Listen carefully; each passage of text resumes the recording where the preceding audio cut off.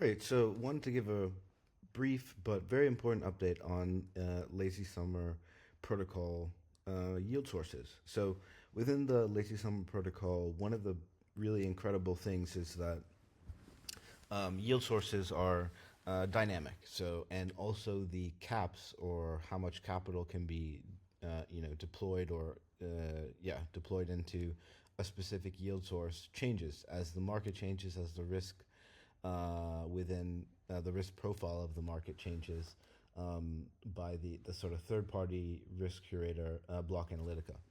So, um, up until now, you know, the risk framework or the sort of risk profile within the Lazy Summer um, Vault ecosystem has been pretty good.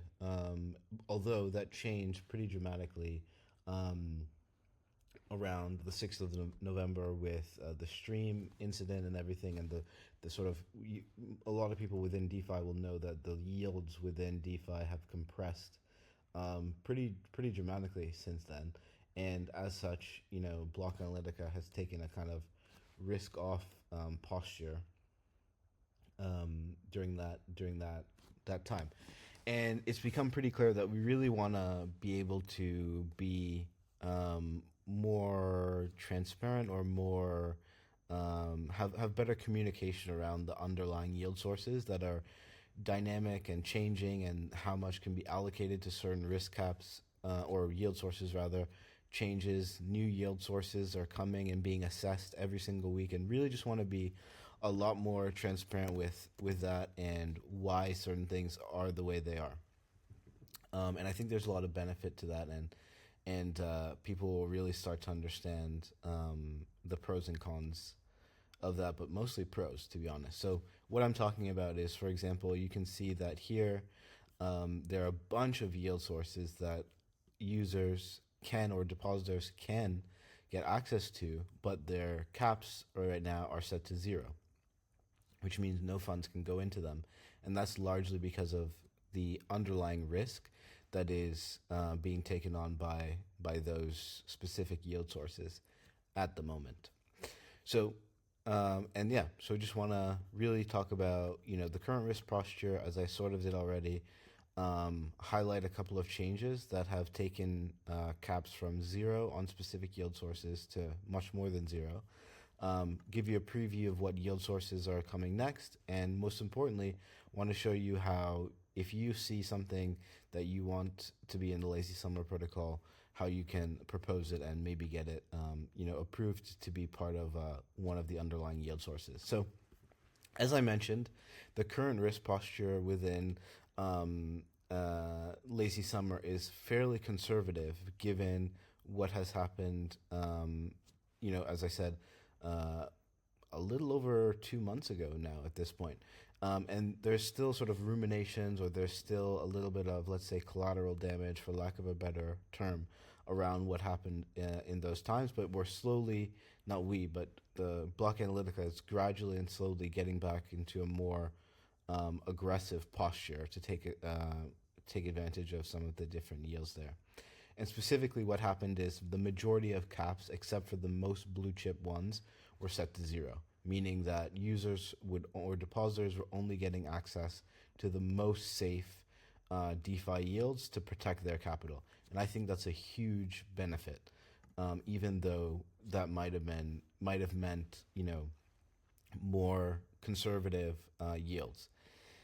And so that's really important. Now, risk caps, meaning when capital is going into or approved to go into all of these different underlying yield sources, are really important. And they're really important because, one, they mitigate risk, which means that your capital will never be in 100% in one yield source. Two, it gives a nice testing ground, since it's not 100% of capital. But capital can be gradually deployed into certain yield sources, which is a nice segue into that notion of gradual scaling. And then three, as we see right now, which is this is the perfect example of this, is market adaptation. So risk caps can be set to zero, when necessary, as it was before, and they can be increased when the market conditions call for that, which is right now. So some recent cap increases. So yield sources that have recently been approved, and why. So this is really like a vote of confidence. When Block Analytica raises caps on specific yield sources, it speaks to the track record of the protocol and the yield source. It speaks to the fact that they did a robust risk assessment on the underlying, collateral, on the underlying liquidity, on the underlying transparency in the protocol. All of this work that you would ostensibly have to do on your own. And it gives more opportunity, of course, to your capital and higher returns. So now let's get into the specifics. Within the base USDC vault, caps have been raised across, I believe, 4 or 5 different yield sources. So you'll see Morpho USDC, Morpho USDC Gauntlet have all had raised caps recently. So specifically, Morpho Moonwell has a new cap of just over 5 million. Morpho USDC Gauntlet has a new cap of just over 2 million. Morpho USDC Stakehouse has a raised cap of just under 3 million, and these have all come from zero. On mainnet, similar story, where Morpho USDC KPK Prime is actually a new yield source, and it has a cap of just under 2 million. Morpho USDC Gauntlet has a new cap of just under 6 million. Morpho Stakehouse just under 7 million. And Morpho USDC Vault Bridge just over 6 million. Now with USDT mainnet caps, there has been one where that's Morpho USDT Stakehouse, with a new cap just over 500,000. Now, just before we get to the entirely new yield sources that have been added to the protocol, I just want to call out and highlight something really great here. Given that the conservative stance has gone from more conservative to a little bit less conservative, it really speaks, volume, and speaks a lot about the underlying quality of these risk curators on these specific protocols. So, like, for example, Stakehouse, Vault Bridge, Gauntlet, KPK, these are, it's really impressive from those specific curators, and the fact that their vaults are getting the vote of confidence, whereas before it was just the most blue chip of blue chip, AAV3, SUSDS from Sky, Maple, Syrup, USDC, and USDT. So you should really think of these curators in the same league to a degree as those protocols. Now, new yield sources coming to the Lazy Summer protocol this week, which is something I think is not very well known as well, is that Lazy Summer has the ability to adapt in a protocol agnostic way.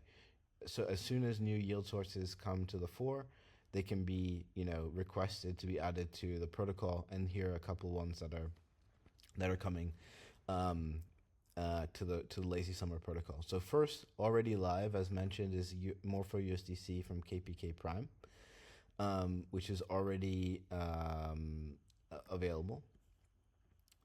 Coming this week, we have KPK WETH, which will be coming to the Lazy Summer protocol. KPK USDC Prime, ExtraFi XLens ETH Pool. And one of the ones that I'm probably most excited about personally is Midas Apollo Crypto, coming to USDC mainnet, vault. It's probably my favorite vault, the higher risk mainnet vault for USDC. So that's what you can look forward to. Now, which yield sources are coming next? So every week, myself or other people within the Lazy Summer community are going to vaults.fyi and doing a simple filter of the USDC or ETH, and with a minimum TVL of generally about $1 million, and sorting by APY and seeing, hey, what is available, um, or what should be going into the Lazy Summer protocol. And I think I would implore anybody to go and check that out, because when you actually look into it, most, if not all, of the yield sources here within Vault.fi fall into one of three categories. The first is, generally speaking, too risky. So a lot of the different yield sources here, one I'll sort of pick on, which I think is a great example, is Midas within the USDC category. Um, you know, not all Midas vaults are created equal, and as a end user or depositor, you might not know that. Um, and which one do you pick, et cetera, et cetera. And, a few of these Midas vaults have already been rejected from going into the Lazy Summer protocol. But one of them, for example, Midas Apollo, was accepted, as you can see here, and will be going in this week. So that's kind of the second bucket, which is, most, if not all, of the yields that are really high on Vault.fyi, but not too risky, are going into the Lazy Summer protocol. And then the third sort of category is capped. So most of these are already in the Lazy Summer protocol, but as mentioned, because of the market context and the risk context, which of course, by the very nature of being on Vault.fyi, you're not getting the context of risk, or you're not getting the notion of risk analysis. It's just simply about the APY, which is a great tool, but not necessarily for assessing risk. And that is done within the Lazy Summer protocol. And it just so happens that a lot of the caps are set to 0, but they will gradually be increased. Now, lastly, if you're interested in creating a yield source, or applying, or suggesting a yield source, it's as simple as going to the Lazy Summer forum, filling out a RFC, engage with the community, and wait for Block Analytica to sort of give a go or no go from a risk perspective, and then it will go to a vote and find its way into the Lazy Summer protocol. And just as a reminder, the Lazy Summer protocol is all about a simple promise of really doing less. And what that means specifically is above benchmark yield, risk curation from a third party, in our case, Block Analytica, and of course, no yield chasing.